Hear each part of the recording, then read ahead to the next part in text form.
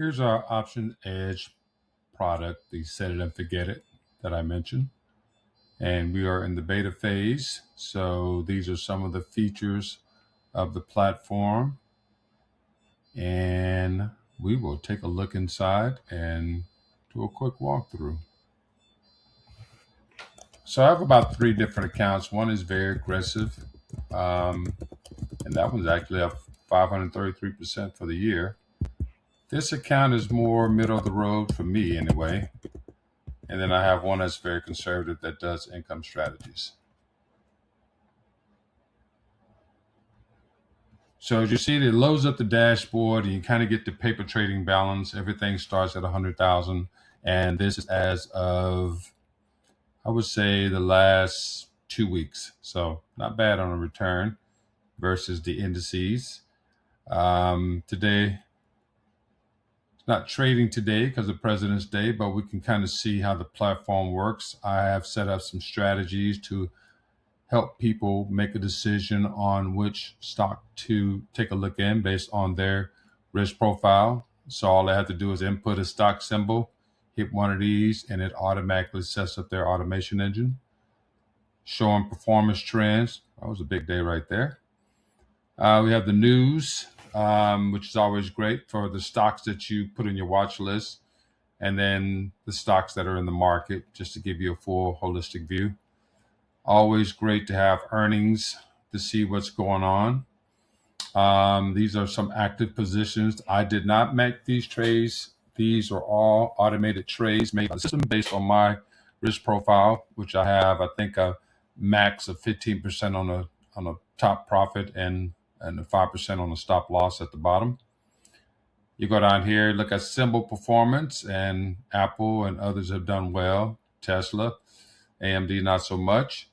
But over here, you get these unusual options activity, which is great to kind of see what the whales. This is the whales of people who buy tens of millions of dollars worth of stock options, and you can see some kind of pattern when they do that. It gives you an idea. And these are some of the recent trades. If you go into, and I'll quickly go through this, the portfolio basically just kind of shows performance and what I've done to date on positions. I don't worry about the swing percentage. I actually do a lot of trading on purpose to break it to see what happens. But overall, 23% still not bad. Active positions, trade history. Then you go into the trade where you can manually go in and trade if you wanted to. I've done that quite a few times. This tool is awesome, the options analyzer. I can literally put in a stock. I can go ahead and select the expiration and analyze options, and it will come back with a different types of options that I might want to consider. I typically like to go out about 30 days. So I'll do analyze options.